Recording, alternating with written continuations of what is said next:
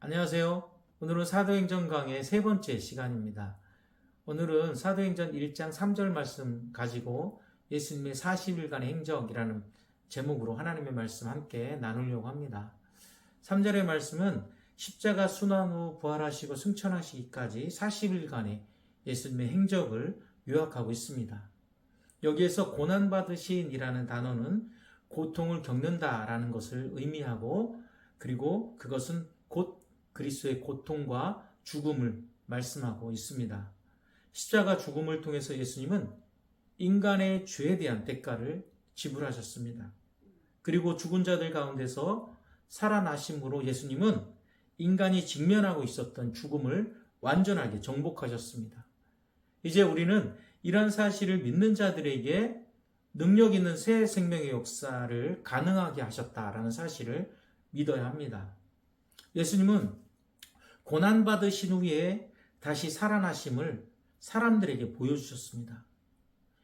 예수님께서 부활하셨더라도 만약 제자들을 비롯한 사람들에게 보여주지 않으셨다면 예수님에 대한 신앙이 확고하게 정립되지 않았을 겁니다. 그렇기 때문에 예수님은 요한복음 21장 1절을 통해서 제자들에게 나타나셔서 그들에게 자신이 언약한 대로 부활하셨음을 그들에게 보여주셨습니다. 그뿐 아니라 요한복음 20장 24절에서 29절 말씀을 통해서 믿음이 없는 그들에게 확신을 주셨습니다. 또한 요한복음 21장 15절에서 23절까지 그들에게 복음 전파의 목양의 사명을 맡겨주셨다는 사실이에요. 예수님께서 보여주신 이 부활의 확실한 증거는 과거에 영적으로 우둔하고 다분히 비겁했던 예수님의 제자들을 열정적이고 목숨을 아까워하지 않는 복음의 전사로 변화하게 한 원동력이 되었다는 사실을 우리는 기억해야 합니다. 예수님께서 죽으신 지 3일 만에 부활하시고 승천하시기까지 날수가 40일이라는 기록은 바로 신구약 전체를 통해서 오늘 본문에서만 기록하고 있다는 사실 또한 우리는 기억해야 합니다. 한편 우리가 이 40이라는 이 단어는 유대인들에게 있어서 완전한 수입뿐만 아니라 이 많음을 나타나는 상징적인 숫자였다는 거예요. 우리가 잘 아는 것처럼 모세가 십계명을 받기 위해서 시내산에서 머물었던 기간이 40일이었고 선지자 엘리야가 하나님의 산 호렙산에 이르기까지 걸어간 날수가 바로 40일이었습니다. 그뿐 아니라 예수님께서 공생의 사역을 시작하기 전 이 광야에서 금식하셨던 기간이 40일이었다는 사실 또한 우리는 기억합니다.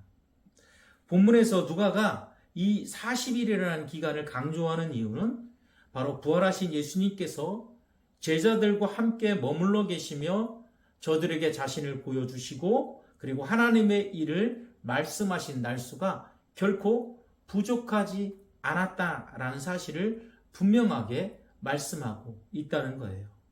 3절 하반절에서 예수님께서 부활하신 후 40일 동안 이 땅에 머무르시면서 하신 일이 바로 하나님의 나라의 일을 말씀하셨음을 기록하고 있습니다.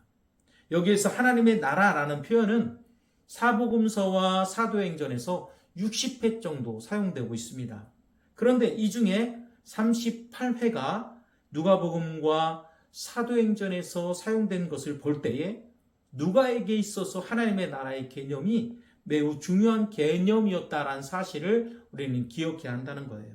즉 누가는 누가복음을 하나님의 나라의 시작이라는 측면에서 기록했을 뿐만 아니라 사도행전을 하나님의 나라의 확장이라는 측면에서 기록하고 있다는 사실 또한 우리는 알 수 있게 됩니다. 기도의 동역자 여러분, 누가복음은 본절에서 예수님께서 죽으심과 부활 이후에 40일 동안 하신 일을 요약하면서 하나님의 나라의 일을 말씀하셨다라는 사실을 기록하고 있습니다. 하나님의 나라의 일을 말씀하셨다라고 기록하는 것은 바로 예수님의 승천 이후에 이 땅에 남게 될 제자들과 이 시대를 살아가는 성도들이 할 일 역시 하나님의 나라의 일을 말해야 한다는 사실을 우리에게 분명하게 말씀하고 있다는 거죠. 사도행전은 예수님으로부터 사명을 받아 하나님의 나라의 일을 전하는 사도들과 전도자들의 행적을 기록한 것입니다.